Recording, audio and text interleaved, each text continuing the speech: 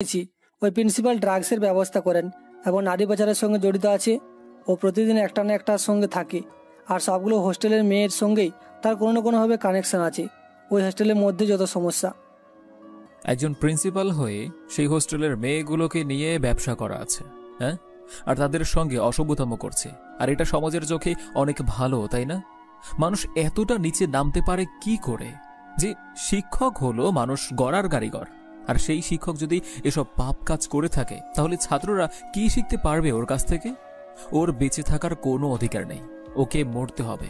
কিন্তু তার আগে আমাকে আরো অনেক কিছু জানতে হবে, তার সঙ্গে কারা কারা রয়েছে। ভাই আর একটা কথা, আজকে রাতে আমাদের এখানে প্রায় 1 কোটি টাকার অস্ত্র আসার কথা হয়েছে। ওরা ট্রাকে করে বর্ডার পর্যন্ত পৌঁছে দিতে পারবে, আর সেখান থেকে আমাদেরকে রিসিভ করে আনতে হবে। কিন্তু সমস্যাটা হচ্ছে প্রশাসনের কারণে এই প্রশাসন খুবই ঝামেলা করছে।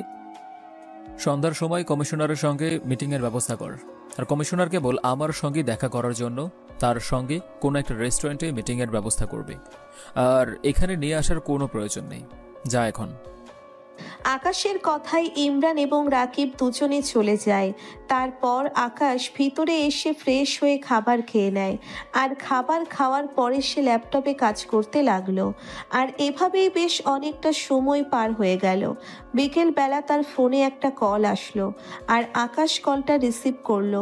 রিসিভ করার পরে অফিস থেকে কেউ যে একজন তাকে বলতে লাগলো, ভাই, নতুন খবর আছে একটা।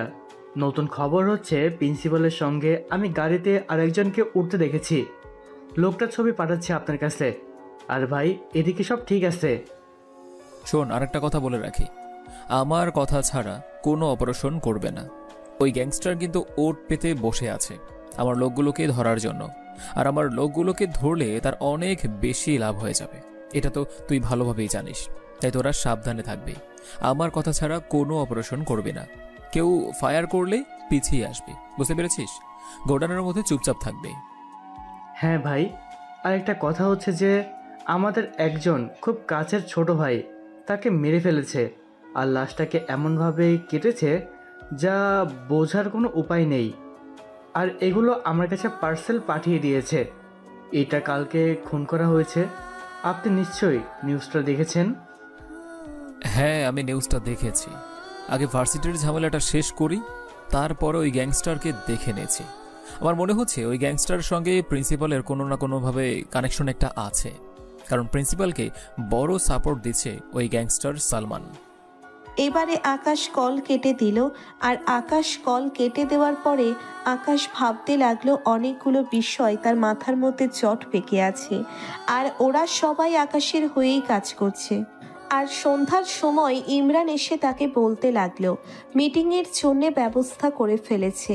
কমিশনার রেস্টুরেন্টে ওয়েট করছে, গাড়ি নিয়ে তাড়াতাড়ি করে যেতে লাগলো। সঙ্গে সঙ্গে রাকিব এবং ইমরান রয়েছে। প্রায় 30 মিনিট পরে রেস্টুরেন্টের সামনে এসে গাড়িটা থামলো, আর গাড়ি থেকে নেমে আসলো আকাশ চৌধুরী। আকাশ ভিতরে প্রবেশ করলো। পৃথিবীর প্রবেশ করার পরে দেখতে পারল কমিশনার বসে আছে, আর তখন আকাশ তার সামনে বসে পড়ল। সামনে বসে পড়ার পরে মুখোমুখি বসে আছে দুজন। তখন আকাশ প্রথমে বলতে লাগলো, সরি কমিশনার সাহেব, আসতে একটু লেট হয়ে গেল। আপনাকে প্রায় অনেকক্ষণ ধরে বসিয়ে রাখা হয়েছে, কি তাই তো? এসব কথা না বলে তুমি কি চাও সেটা বলো আমার কাছে। আমাকে এভাবে ডেকে নিয়ে আসার মানেটা কি? আমি কি তোমার মতো ফ্রি থাকি নাকি? আমাকে সব সময় ব্যস্ত থাকতে হয়। কি বলেন কমিশনার সাহেব, আপনি এত ব্যস্ত মানুষ আমি তো জানতামই না। কারণ আপনার সব কিছু চাওয়ার আগেই তো আপনি পেয়ে যান। এমনকি প্রতিদিন 2টা-3টা করে মেয়ে মানুষ নিয়ে ফুর্তি করেন। আর কি লাগে আপনার? হ্যাঁ আকাশ, তুমি কিন্তু সীমানা লঙ্ঘন করছো।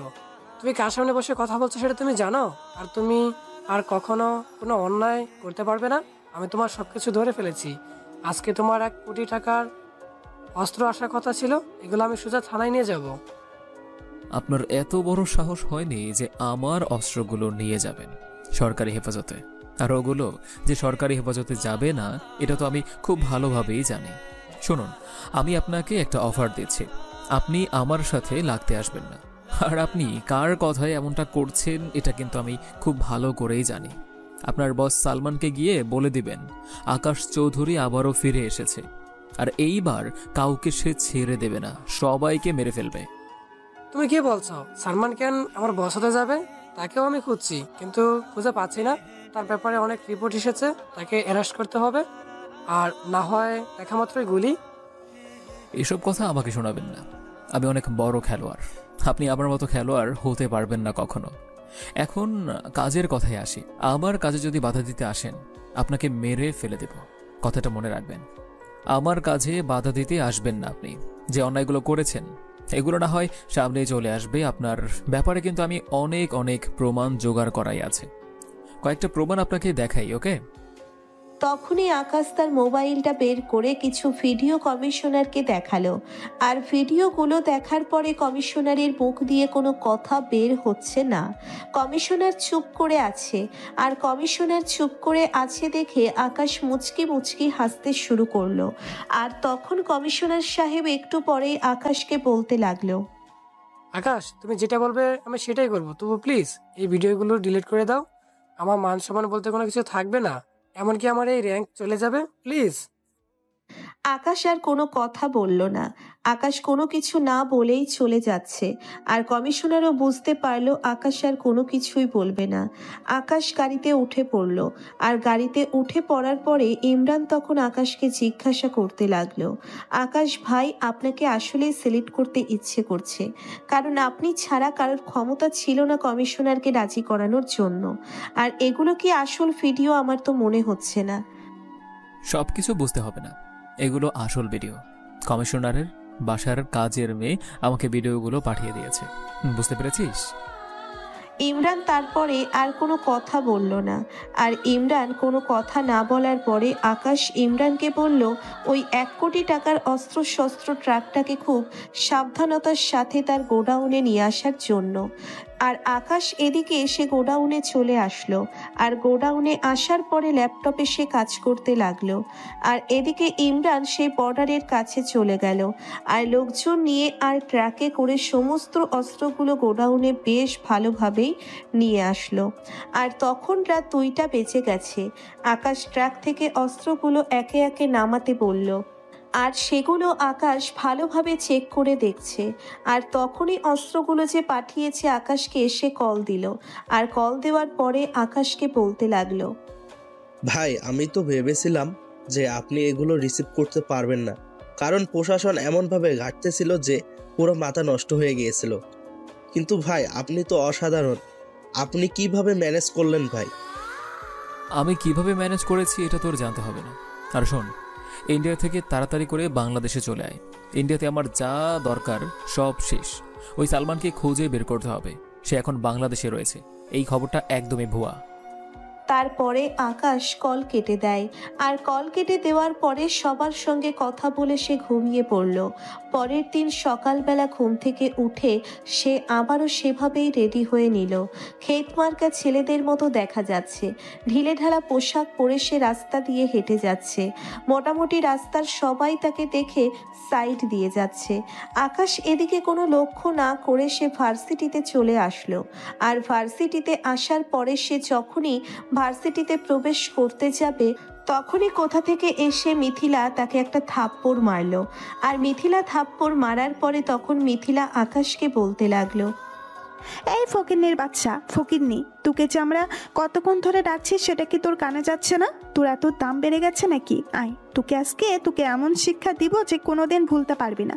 তোর বন্ধু তো আজকে মনে হয় আসবে না। মিথিলা এই কথা বলার পরে টানতে টানতে আকাশকে নিয়ে গেল তাদের সামনে। এদিকে নীলার সামনে নিয়ে যাওয়ার পরে আকাশকে দাঁড় করালো। আর দাঁড় করানোর পরে নীলা মোবাইল থেকে তার মুখটা সরিয়ে আকাশের দিকে তাকালো। আর তাকানোর পরে আকাশকে আবারও বলতে লাগলো, তোর এত বড় সাহস যে আমরা তোকে এতবার ডাকছি তবু তুই না শোনার ভান করে চলে যাচ্ছিলি। তোর সাহস তো কম নয়। আজকে তো তোর ওই বন্ধুটা আসলো না, আজকে তোকে কে বাঁচাবে? আপু, আপনারা কেন আমার সঙ্গে এরকমটা করছেন? আমি তো আপনাদের সঙ্গে কোনো অন্যায় করিনি। প্লিজ আমার সঙ্গে এমনটা করবেন না, প্লিজ। এই শোন, আমাদের তুই জুতা পরিষ্কার করে দে, তোকে আমরা 1000 টাকা দেবো, তাড়াতাড়ি পরিষ্কার করে দিবি। আর সেটা আবার তোর গায়ের শার্ট দিয়ে। তোকে যেটা বলছি সেটাই কর, বুঝতে পেরেছিস? আর যদি এটা না করিস তাহলে আমি কিন্তু ছেলেদেরকে ডাক দিয়ে তোকে মার খাওয়াবো।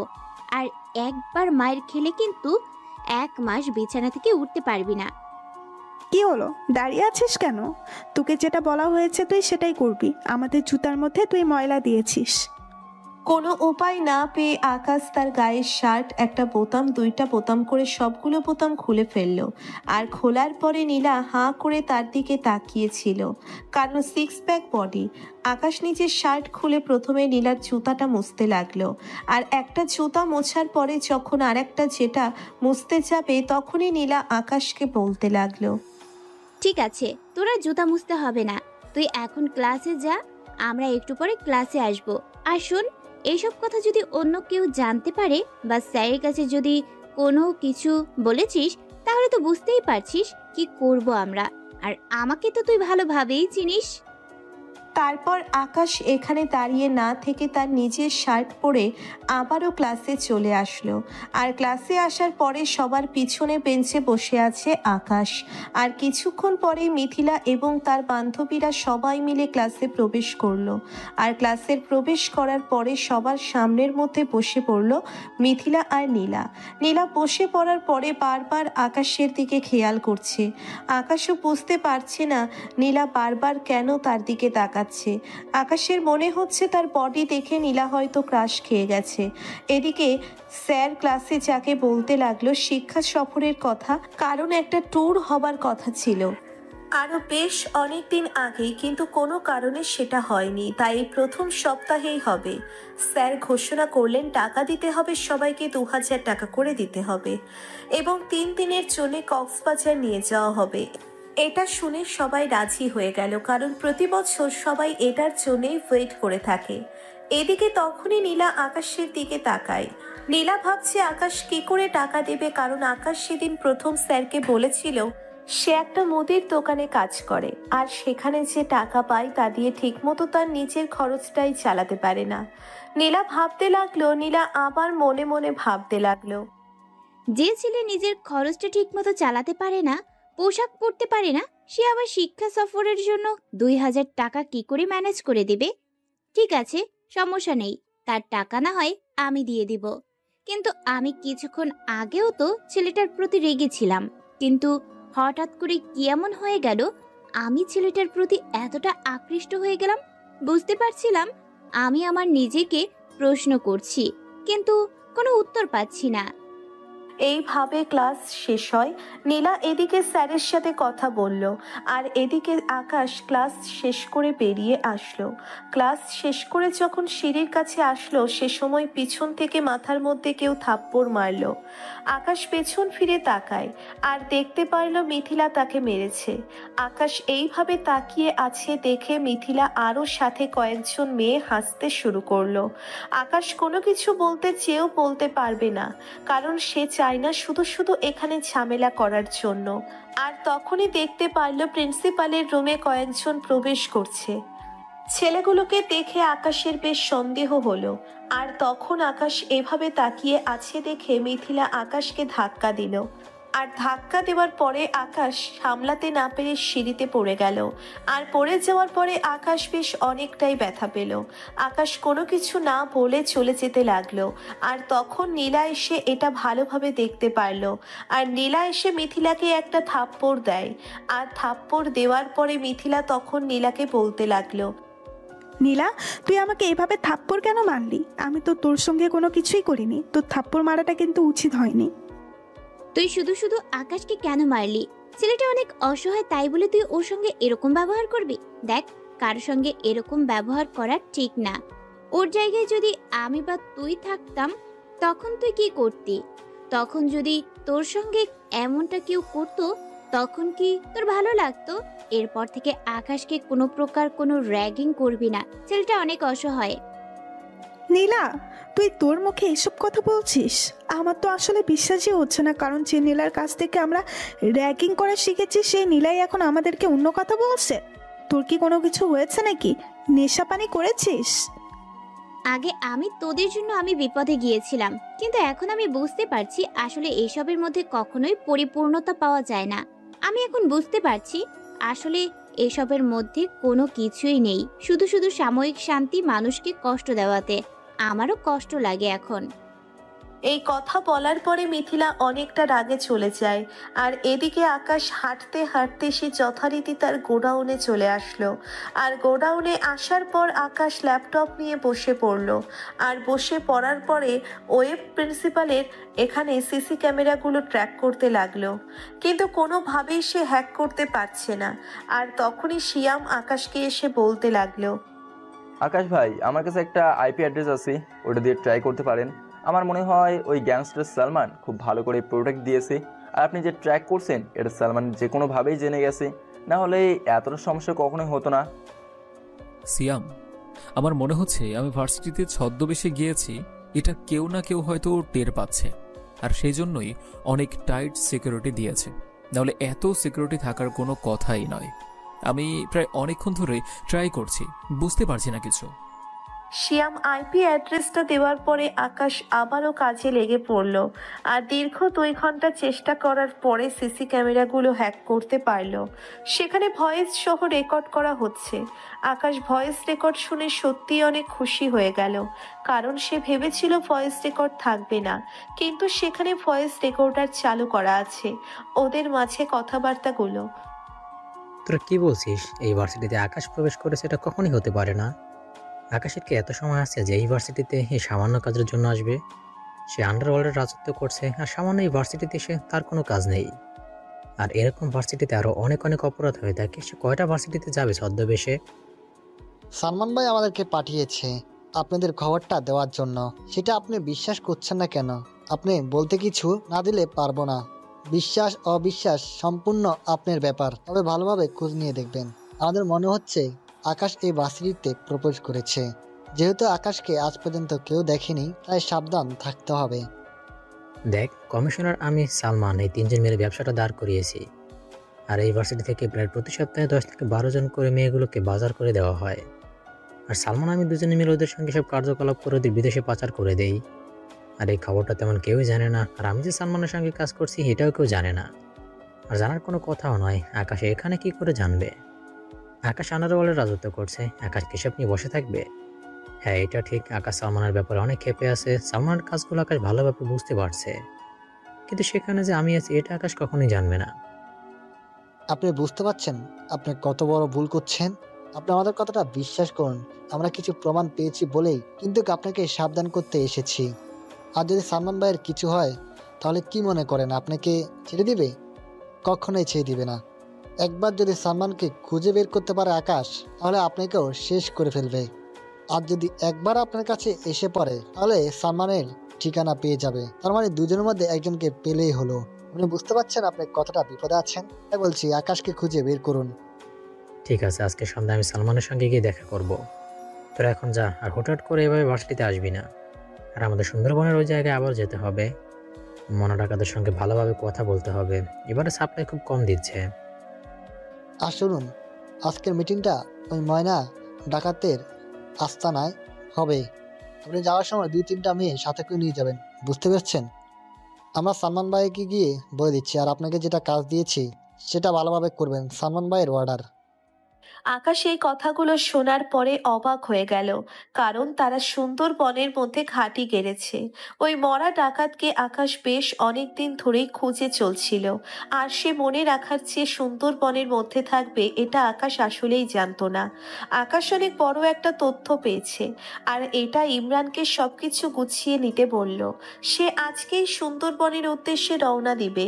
ইমরানকে বলল হেলিকপ্টার রেডি করার জন্য। আর ইমরান এদিকে 4-5টা হেলিকপ্টার নিয়ে তৈরি হয়ে গেল। আর সন্ধ্যার সময় হেলিকপ্টারে করে সেখানে চলে যাচ্ছে, ছেলেদেরকে নিয়ে সেখানে যাচ্ছে। আর তখন ইমরান আকাশকে বলতে লাগলো, ভাই আমি কি আরও ছেলেদেরকে আসতে বলবো? আমরা এখানে 20 জন আছি, ওরা তো না হলে ওখানে 100 জনের মতো হবে। আমরা কি পারবো ওদের সঙ্গে লড়াই করে জিততে? কারণ সুন্দরবনের আসলে প্ল্যান মতো কোনো কিছুই হয় না।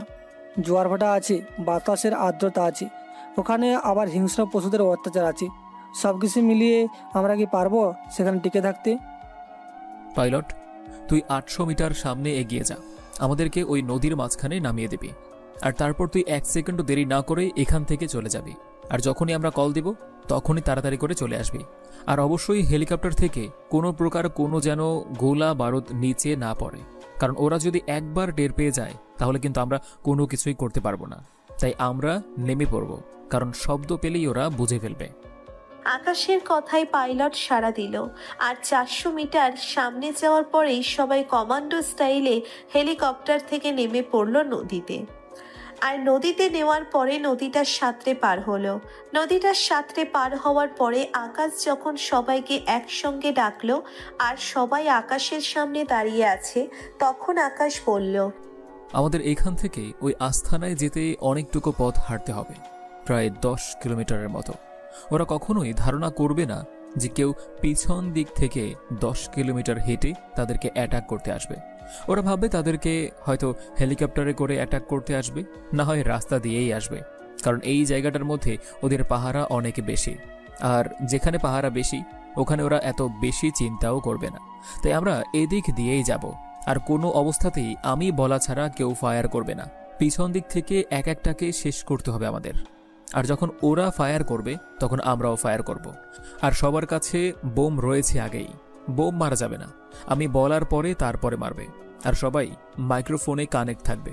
মনে রাখবে, সালমান এবং প্রিন্সিপাল ওরা 3 জন 3 দিক দিয়ে পালিয়ে যেতে পারে, কারণ এখানে সব কিছুই আমাদের অচেনা, তাই যে কোনো কিছু হতে পারে। আর হিংস্র পশুর অত্যাচার তো থাকবেই। এই অপারেশনটা আমাদের কাছে অনেক বেশি হবে, কিন্তু আমাদেরকে জয়ী হতে হবে, কারণ এখানে সাধারণ মানুষ আমাদের উপর তাকিয়ে আছে। ইনশাআল্লাহ আমরা সফল হব, আমাদের সফল হতেই হবে। ওদের মতো জঙ্গিদেরকে এদেশে বাঁচিয়ে রাখা যাবে না। ভাই আপনি যেভাবে বলবেন আমরা সেইভাবেই করব। আর যারা আপনার মা বাবা পুরো পরিবারকে খুন করে ফেলেছে তাদেরকে বাঁচিয়ে রাখবো না। আর যারা দিনের পর দিন মানুষকে শোষণ করে যাচ্ছে তাদেরকে বাঁচিয়ে রাখার কোনো প্রশ্নই আসে না, ওদেরকে মরতে হবে। আমার পরিবারকেও ওরা মেরে ফেলেছে, আমার বাবা মায়ের মৃত্যুর প্রতিশোধ নিব। তারপর আকাশ সবাইকে আরো কিছু কথা বলে দিল। আর কথা বলা শেষে আকাশ সামনে আগাতে শুরু করলো। আর অনেক দূর পর্যন্ত হেঁটে যেতে হবে, তার জন্য মোটামুটি দৌড়ে যাচ্ছে। আর হঠাৎ করেই বাঘের গর্জন শুনতে পেল। আকাশ একটা জায়গায় লুকিয়ে পড়ল, যেন বাঘ কোনোভাবেই দেখতে না পারে। কাজ জানে এই অপারেশনটা আর অনেক বেশি বিপজ্জনক হতে পারে, কারণ এই সুন্দরবন সম্পর্কে আকাশের তেমন কোনোভাবেই জানা নেই। আর তাদের চেয়ে বেশি মনে রাখার এবং সালমান ওরা বেশি জানে, কারণ ওরা সুন্দরবনে থাকছে। আকাশ সুন্দরবনের প্রথম এসেছে, আর জায়গাটাও অচেনা। আকাশ তার মতো সামনে আবারও এগিয়ে যেতে লাগলো। প্রায় 2 ঘন্টা হাঁটার পরে ওই আস্তানার সামনে চলে আসলো। আর পেছন দিক থেকে একজন একজন করে করে ঘাড়গুলোকে ঘুরিয়ে দিল। আর ঘাড়গুলোকে 90 ডিগ্রি ঘোরালেই ঘাড় বেঁকে যায়, তার সঙ্গে সঙ্গেই মানুষ মারা যায়। এটাই আকাশ শিখিয়ে দিয়েছিল, আর সবাই এভাবেই ফলো করছে এবং সবাইকে মারছে। আর হঠাৎ করেই কয়েকজন দেখে নেয়, আর দেখে নেওয়ার পরে ওরা ফায়ার করতে শুরু করলো। আর আকাশ তখন মাইক্রোফোনে বলল সবাইকে ফায়ার করার জন্য। সবাই ফায়ার করতে শুরু করলো। আর গুলি করার সময় আকাশকে দেখতে পারলো বনা ডাকাত তাদেরকে গুলি করছে। আর তখনই হেলিকপ্টারের শব্দ ভেসে আসলো, আর হেলিকপ্টার থেকে উপর থেকে রশ্মি ফেলে দিল। আর ফেলে দেওয়ার পরে প্রিন্সিপাল এবং সালমান দুজনেই দড়ি ধরে উপরে উঠে যায়। আর সালমান এবং প্রিন্সিপাল আকাশকে দেখার চেষ্টা করছিল, কিন্তু অন্ধকারের জন্যে কিছুই দেখতে পায়নি। আর আকাশ সে এমনভাবেই এসেছে যেন কেউ তাকে চিনতে না পারে, কারণ তাকে ভার্সিটিতে যেতে হবে। আর ভার্সিটিতে গেলে তার এখনই নিজের চেহারাটা প্রকাশ করলে সবকিছু প্ল্যান নষ্ট হয়ে যাবে। আকাশ গুলি করতে করতে সামনে এগিয়ে গেল। আর সামনে এগিয়ে যাওয়ার পরে সে দেখলো তারা না পেরে পালিয়ে যেতে লাগলো। আকাশ দৌড়তে শুরু করলো, আর বাকিদেরকে বলল আস্তানাতে ভালোভাবে ঘিরে ধরার জন্য এবং সবাইকে যেন মেরে ফেলে। আকাশ দৌড়ে গিয়ে মনা ডাকাতকে ধরে ফেললো, আর ধরে ফেলার পরে ইচ্ছে মতো মারতে শুরু করলো। আর এদিকে আকাশের লোকেরা মনা ডাকাতের লোকেদেরকে ধরে ধরে পিটাতে শুরু করলো। আর অনেকজনকেই মেরে ফেলেছে, আর দু একজন বেঁচে ছিল তাদেরকেই মারছে আকাশের লোকেরা। এদিকে মনা ডাকাতকে নিয়ে তারা গোডাউনে নিয়ে আসলো। নিয়ে আসার পরে আকাশের লোকেরা তাকে অনেক অত্যাচার করছে, কিন্তু কোনো কিছুই স্বীকার করছে না। আর তখন আকাশ মনা ডাকাতের কাছে আসলো। আসার পরে তখন ইমরান, শিয়াম সবাই তার কাছ থেকে সরে যায়। আর সরে যাওয়ার পরে আকাশ তার সামনে গিয়ে বসে পড়ল। বসে পড়ার পরে আকাশ তখন বলতে শুরু করলো, তোকে আমি এখন যে প্রশ্নগুলো করব সেই প্রশ্নগুলোর উত্তর খুব ভালোভাবে দিবি। যদি কোনো ব্যতিক্রম হয় তাহলে তোকে কি করবো এটা তুই ভালো করেই বুঝতে পারছিস। আমি এত কথা বলা পছন্দ করি না, এত ঢংও করবি না। তোকে যেগুলো প্রশ্ন করব ঠিক সেগুলোরই উত্তর দিবি, বুঝতে পেরেছিস? আমি কোনো কিছু জানি না। আমাকে ওরা টাকা দেয়, আমি সেই অনুযায়ী কাজ করে দেই। এর চেয়ে বেশি আমি কোনো কিছুই জানি না। ওরা আজকে আমার সঙ্গে মিটিং করার জন্য এসেছিল, নতুন একটা কাজের জন্য। এমনকি আমাকে টাকাও দিয়েছিল। প্রথম কথা হচ্ছে যে তুই ওদেরকে সাহায্য করছিস, কিন্তু ওরা তোকে এভাবে ফেলে চলে গেল তো বিশ্বাসের কোনো প্রতিদান দিল না, তাই না? তুই তাদের জন্য এত কষ্ট করেছিস, নিজের জীবন বাজি রেখে আমার সঙ্গে ফাইট করতে গিয়েছিস, কিন্তু ওরা তোকে ফেলেই চলে গিয়েছে। তো তুই বল, তুই কাদের সঙ্গে কাজ করছিস? তারা তোকে মূল্যই দেয় না। আমাকে ওরা আজকে 10 লক্ষ টাকা দিয়েছিল, কিন্তু ওরা একটা বিষয় নিয়ে আলোচনা করছিল, কিন্তু আমি সবটা শুনতে পারিনি। তখনই তো অ্যাটাক করা হয়েছে আমাকে। ওরা তোকে 10 লক্ষ টাকা দিয়েছিল, সেটা কোনো বড় কথা নয়। বড় কথা হচ্ছে তোকে কি কাজ দেওয়ার জন্য ওরা এসেছিল। মূল বিষয়টা কি সেটা সত্যি করে বল। আমাকে ওরা 10 লক্ষ টাকা দিয়ে বলেছিল আমি যেন ঢাকার মধ্যে বেশ কিছু জায়গায় বোম ব্লাস্ট করি, এবং এই বোম ব্লাস্টে অনেক মানুষ মারা যাবে, আর তখন মানুষ এটা নিয়ে পড়ে থাকবে, আর আমি এদেরকে 100 মেয়েকে বিদেশে পাচার করে দেব। আমার কাজ হলো শুধুমাত্র বর্ডার পাস করে দেওয়া, আর বাকিটা ওরা ইন্ডিয়া থেকে অন্য কাউকে দিয়ে কাজটা করিয়ে নেবে। আমি শুধু বাংলাদেশে প্রোটেক্ট করে শুধুমাত্র বর্ডার পার করে দেব। এটাই ছিল আমার কাজ। সবাই যখন বোম ব্লাস্ট নিয়ে ব্যস্ত থাকবে তখন আমরা এদিকে এই কাজটা করব। এটাই ছিল আমার কাজ। আমি খুব ভালো করে জানি সুন্দরবনে এভাবে একা একদিনও বেঁচে থাকা সম্ভব না। তোকে কে সাহায্য করে থাকে পেছন থেকে? সত্যি করে বলবি। খাবার দাবার এসব কিছু কে দিয়ে যায় তোকে? আর এত ভারী ভারী অস্ত্র তুই কোথায় পেয়েছিস? এগুলো কি সালমান তোকে দিয়েছে, নাকি তোর আরও কোনো সোর্স আছে? সালমান আমাকে প্রথমবার কিছু অস্ত্র দিয়েছিল, সেগুলোতে তো আসলে হয় না। আমি অন্য একজনের কাছ থেকে অস্ত্র কিনে নিয়েছিলাম 5 লক্ষ টাকার। এই চালানটা আসতে অনেক দেরি হয়েছিল, কিন্তু হাতে পেয়েছিলাম। চালানটা অনেক ভালো ছিল। প্রশাসনের নাকের ডগায় দিয়ে আমি কাজটা করেছিলাম, কিন্তু প্রশাসন কোনো কিছুই করতে পারেনি, শুধুমাত্র কমিশনারের জন্য, কারণ কমিশনারকে আমি টাকা দিয়েছিলাম। তোর পেছনে কে আছে এটা সত্যি করে বল। তুই যদি এটা বলিস তাহলে তোকে ছেড়ে দেব। আর সালমান আর প্রিন্সিপালের পেছনে আর কে কে আছে, ওদের সঙ্গে আর কে কে কাজ করে সব কিছু বল। আমাকে গ্রামের চেয়ারম্যান সাহায্য করে। চেয়ারম্যানের নাম বাদশা মিয়া। সে আমাকে সব কিছু যোগান দিয়ে থাকে, আর তার বিনিময়ে আমি তাকে টাকা দিই। আর সালমান এবং প্রিন্সিপালের পেছনে আরও একজন রয়েছে, সে হলো আসল মাতা। কিন্তু সেটা যে কে সেটা আমি জানি না, কারণ ওরা আমাকে কখনোই বলেনি। আমি কোনো প্রশ্ন করলে ওরা কোনো উত্তর দিত না আমাকে। যে কাজ দিত সেটাই আমার করা লাগতো। আমি তো শুধুমাত্র ছোট ছোট কাজ করতাম, কিন্তু ওরা তো বড় বড় কাজ করে। এই কথা আকাশ শোনার পরে মনাকে গুলি করে দেয়। আর গুলি করে দেওয়ার পরে মনা ছটফট করতে করতে সেখানেই মারা যায়। আর আকাশ তখন বলল লাশটা গুম ঘরে ফেলার জন্য। আর সঙ্গে সঙ্গে শিয়াম এবং ইমরান দুজনে লাশটাকে নিয়ে গুম করে দিল। আর গুম করে দেওয়ার পরে এভাবেই পার হয়ে যায় আরও কয়েকটা দিন।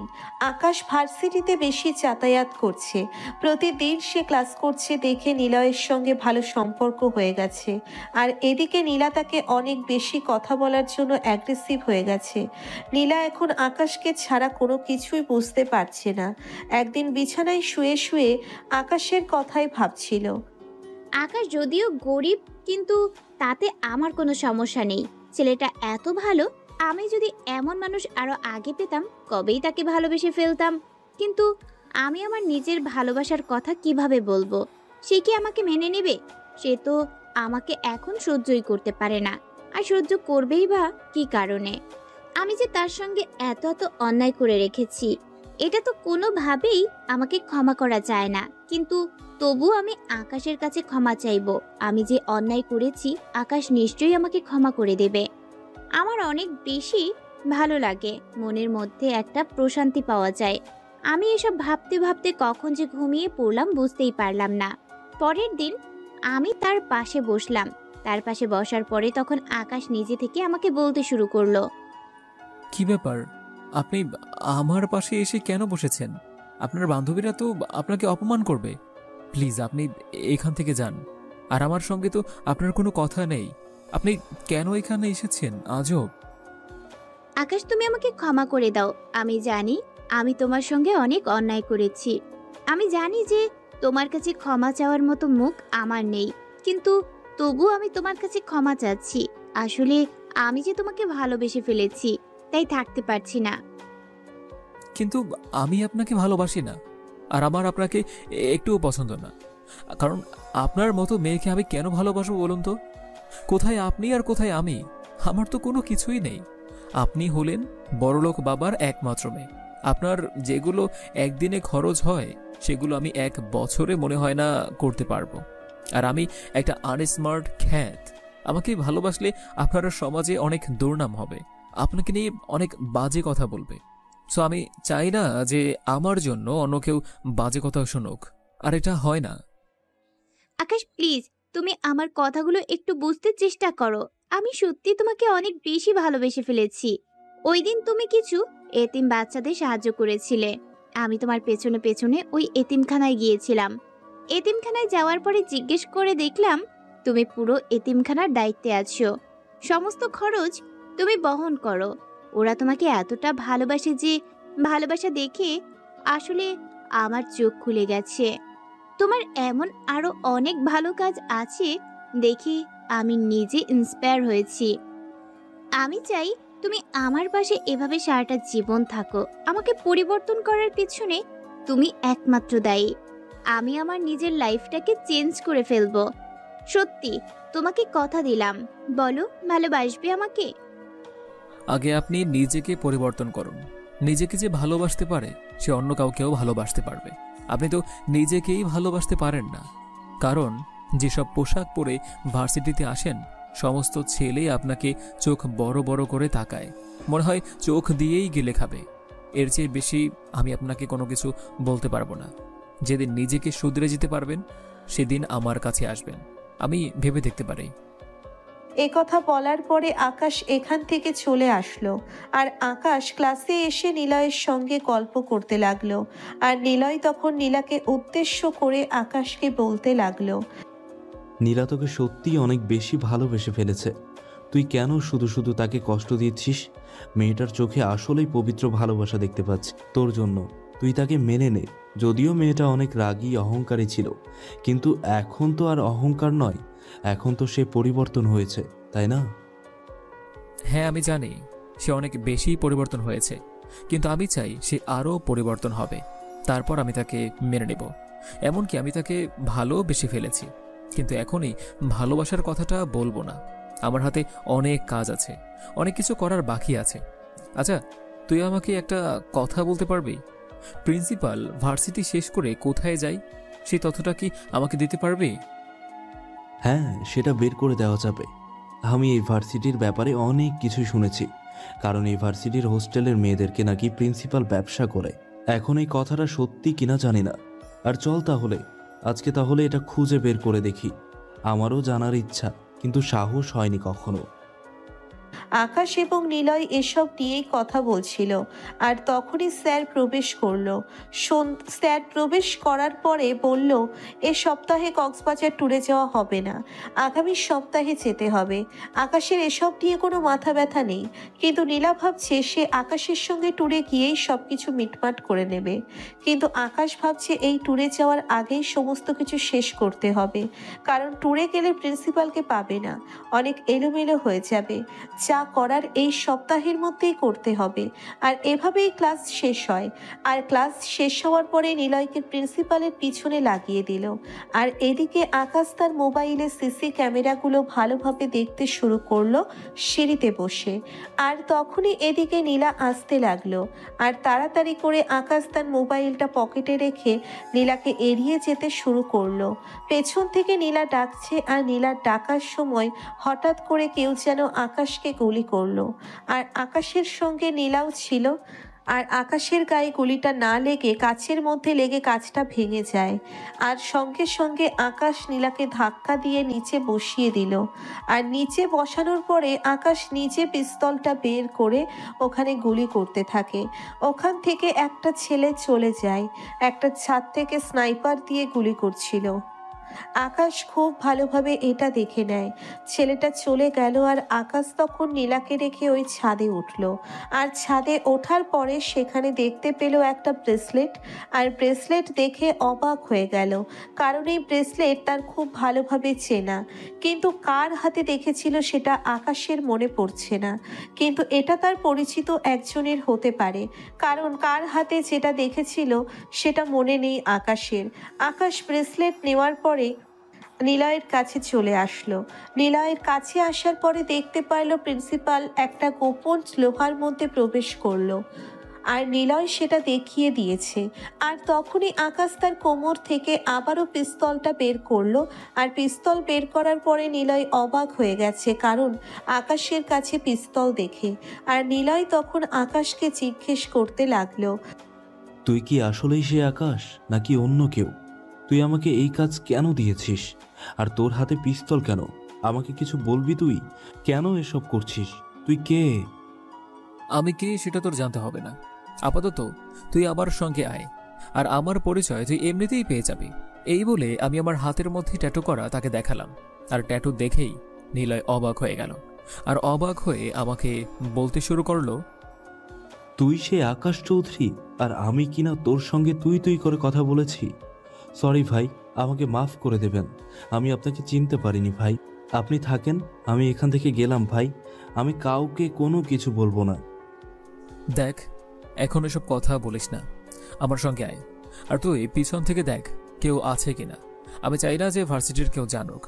ব্যাপারটা ইউনিভার্সিটিতে সবাই জানলে ছাত্রছাত্রীরা ছুটোছুটি করতে শুরু করবে, আর তখন ওদের গায়ে গুলি লাগবে। তাই তুই দেখ কেউ আছে কিনা। আকাশ সামনে এগিয়ে যায়, পিস্তল তাক করে। আর এগিয়ে যাওয়ার পরে সে গুহার মধ্যে প্রবেশ করলো। আর প্রবেশ করার পরে সেখানে অন্ধকার দেখতে পেল। আর তখন নিলয়কে ভিতরে আসতে না বলল, সেখানেই দাঁড়িয়ে থাকতে বলল। আকাশ ভিতরে প্রবেশ করতেই দেখে সেখানে প্রায় 10 থেকে 12 জনের মতো মেয়ে আছে। আর প্রিন্সিপাল একটা মেয়ের সঙ্গে অশ্লীলতা করছে। আর সঙ্গে সঙ্গে আকাশ তাকে গুলি করতে শুরু করলো। আর গুলি করার সময় প্রিন্সিপাল কোনো প্রস্তুত ছিল না। এই অবস্থায় প্রিন্সিপাল পালিয়ে যেতে শুরু করলো, কিন্তু আকাশ থেকে ধরে ফেললো। ধরে ফেলার পরে ইচ্ছে মতো মারতে শুরু করলো। আর মেয়েগুলোকে হাতের বাঁধন খুলে দেওয়ার পরে মেয়েগুলো ওই গুহা থেকে বের হলো। আর আকাশ প্রিন্সিপালকে নিয়ে ওই কথা থেকে বের হওয়ার পরে ভার্সিটির মাঠে এসে সবার সামনে রাখলো। আর তখন সবার সামনে আকাশ বলতে লাগলো, অনেকেই আমার ব্যাপারে জানো, আবার অনেকেই আমার ব্যাপারে জানো না। আমি সেই Akash Chowdhury, underworld mafia king, যাকে দেখার জন্য পুরো দেশ তাকিয়ে রয়েছে।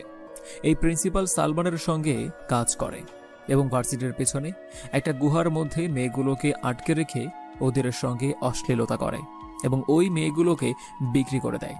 আজকে থেকে প্রিন্সিপালের খেলা শেষ। সালমান এবং তার পিছনে কে আছে তাকেও ধরে ফেলতে পারবো। আর কালকে থেকে নতুন প্রিন্সিপাল আসবে ভার্সিটিতে। সবাই ভালো থাকো। যারা অন্যায় কাজ করার চেষ্টা করে সবাইকে এই প্রিন্সিপালের মতোই অবস্থা করব। আকাশের কথা শুনে সবাই হাততালি দেয়। সবাই অনেক খুশি হয়েছেন, কারণ এই শহরের মধ্যে শুধু কোনো খারাপই আর এসবই চলছিল, জঙ্গিবাদ হামলা। আর আজকে থেকে সেটা একটু হলেও বন্ধ হয়েছে।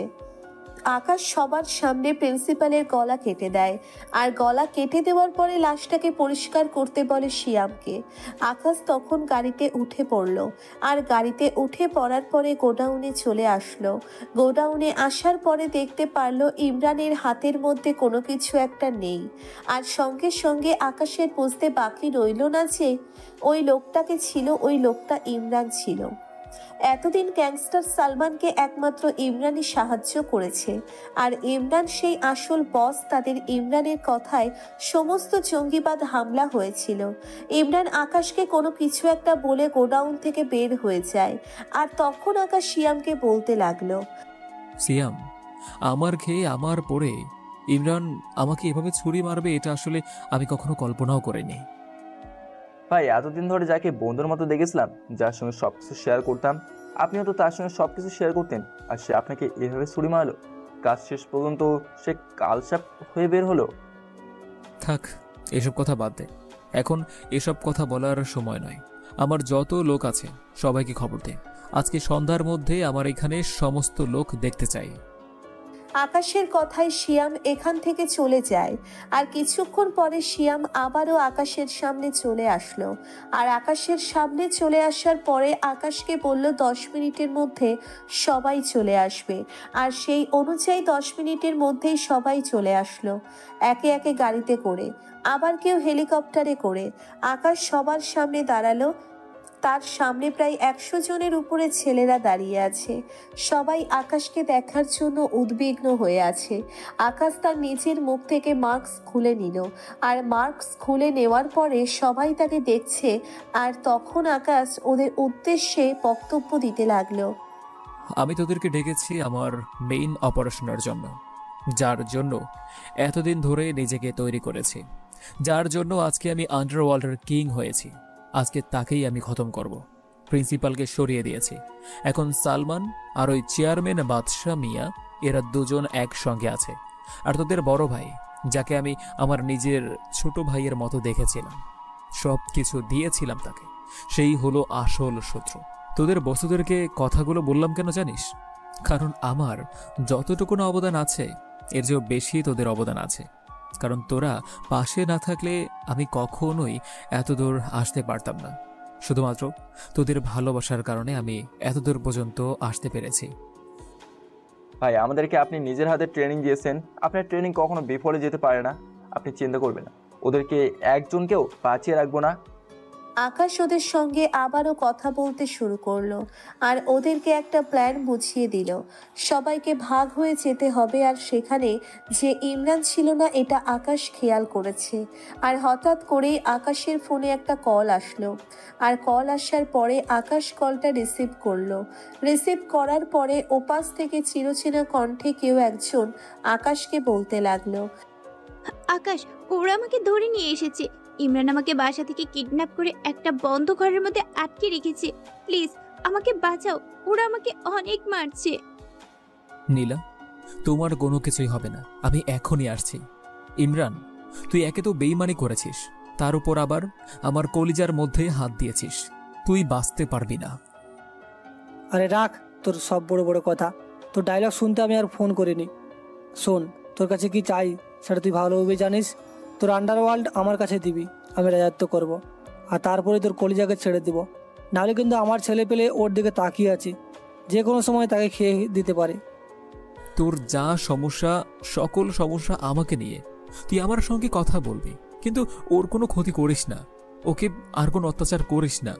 আমি তোর কথা মেনে নিয়েছি, আমি এখনই আসছি। আর হ্যাঁ, সালমান আর তুই আমার সঙ্গে যেই গেমটা খেলেছিস, এই গেম আমি এখন শেষ করব। আমি আসছি। যদি বাপের বেটা হয়ে থাকিস তাহলে তাড়াতাড়ি আয়, আমি আর ইমরান দুজনেই মিলে ওয়েট করছি তোর জন্য। আর কোথায় আসতে হবে এটা তো তোর এখন ভালো করেই জানার কথা, সেই জঙ্গলে চলে আয়। সালমান একথা বলার পরেই কল কেটে দিল। আর সালমান কল কেটে দেওয়ার পরে আকাশ তাড়াতাড়ি করে রেডি হয়ে নিল। আর আকাশ রেডি হওয়ার পরে সবাই তাড়াতাড়ি করে রেডি হয়ে নিল। আর সবাইকে অন্য দিক দিয়ে পাঠিয়ে আকাশ একা একাই যেতে লাগলো। সঙ্গে তার ল্যাপটপ রয়েছে। আকাশ প্রায় 1 ঘন্টা পরে সেই জঙ্গলে এসে পৌঁছলো। আর জঙ্গলে পৌঁছানোর পরে আকাশ ধীরে ধীরে হাঁটতে শুরু করলো। আর হাঁটতে হাঁটতেই কোথায় যেন পা ফসকে পড়ে যায়। পড়ে যাওয়ার পরে তখনই কয়েকজন এসে তাকে পিছন থেকে ধরে চোখ বেঁধে দিল। আর চোখ বেঁধে দেওয়ার পরে তাকে ধাক্কা দিতে দিতে ওই গোডাউনের ভিতরে নিয়ে আসলো। গোডাউনের ভিতর নিয়ে আসার পরে আকাশকে বেঁধে ফেলা হলো। আর বেঁধে ফেলার পরে আকাশকে ইচ্ছে মতো মারতে শুরু করলো। আর তখনই সালমান এবং ইমরান দুজনেই নেমে আসলো। আর নেমে আসার পরে তখন সালমান আকাশকে বলতে শুরু করলো, তোর অনেকবার বেড়ে গেছে। তুই আমার পার্টনার প্রিন্সিপালকে খুন করে দিয়েছিস। ও ছিল আমার সোনার হরিণ। ওর কারণে আমি এত এত টাকা, এত সাম্রাজ্য তৈরি করতে পেরেছি। আর তুই তাকেই খুন করে দিলি। তুই তো শেষ। আমাকে শেষ করতে হলে তোদেরকে আরো কয়েকবার জন্মগ্রহণ করতে হবে। তবুও পারবে কিনা সন্দেহ সেটাই। এখন নীলাকে ছেড়ে দে। নীলার কোনো দোষ নেই। এটা তো হচ্ছে না। তোর নীলাকে আমার পছন্দ হয়েছে। মেয়েটার ফিগার এমন ভাবে আছে, দেখে লোভ সামলাতে পারছি না। আর আমি যেহেতু সামলাতে পারছি না, আর আমার ছেলে পেলেগুলো সামলাবে কি করে? নীলার আশা ছেড়ে দে। নীলাকে আমরা সবাই ব্যবহার করব। কুত্তার বাচ্চা, সব কিছুর মধ্যে তোকে ক্ষমা করলেও এটার জন্য তোকে আমি ক্ষমা করব না। পারলে বাপের বেটা হয়ে থাকলে আমার হাত পা খুলে দে। আয় আমার সঙ্গে যে কয়টা আছিস আয়, আমি একাই আসছি। পাগল নাকি তুই? কেমন এটা আমার চেয়ে ভালো তো আর কেউ জানবে না, তাই না? আর এই সমস্ত কিছুর মাস্টার মাইন্ড কে জানিস? এই যে আমি। তোর কাছে থাকলেও তুই আমাকে চিনতে পারলে না। তোর সমস্ত কিছু আমি আগে থেকে কিনে দিতাম। আর জেনে যাওয়ার পরে আমি সেই অনুযায়ী ব্যবস্থা করতাম। কিন্তু সমস্ত প্ল্যান বদলে দিয়েছে ওই প্রিন্সিপাল। ভার্সিটির ছদ্মবেশে গিয়েছিস, এটা আমি যদি আগে জানতাম তাহলে ব্যবস্থা করে নিতাম। কিন্তু আমি জেনেছি পরে। এটা ছিল আমার জীবনের সবচেয়ে বড় ভুল। আমার মধ্যে যদি দম না থাকতো তাহলে আমি আন্ডারওয়ার্ল্ডের কিং হতে পারতাম না। ছিলাম একজন অবহেলিত বেকার রাস্তার একটা ছেলে। আর সেখান থেকে হয়েছি আমি আন্ডারওয়ার্ল্ডের মাফিয়া কিং। কোটি কোটি টাকা এখন আমার ব্যাংক ব্যালেন্স পড়ে থাকে। সমস্ত বড় বড় লোকজন, এমনকি পৃথিবীতে আমার সঙ্গে কথা বলার জন্য ওয়েট করতে থাকে। সব কিছুই আমার কলিজার মধ্যে পাওয়ার ছিল বলেই কিন্তু এটা করেছি। তোরা বাঁচতে পারবি না, তোদের মৃত্যু খুব কাছাকাছি চলে এসেছে। তখনই ইমরান এবং সালমান দুজনেই লাঠি দিয়ে আকাশকে দমছে পিটাতে লাগলো। আর পিটাতে পিটাতে আকাশের মুখ দিয়ে রক্ত বের হয়ে পড়ল। আকাশ নিজেকে সামলে আবারও হাসতে লাগলো। আর হাসি দেখে ইমরানের অনেক ভয় হলো, কারণ এই হাসি অনেক ভয়ঙ্কর। এটা ইমরান ভালোভাবেই জানে, কারণ ইমরানের চেয়ে ভালো আর কেউ জানবে না এই হাসির ব্যাপারে।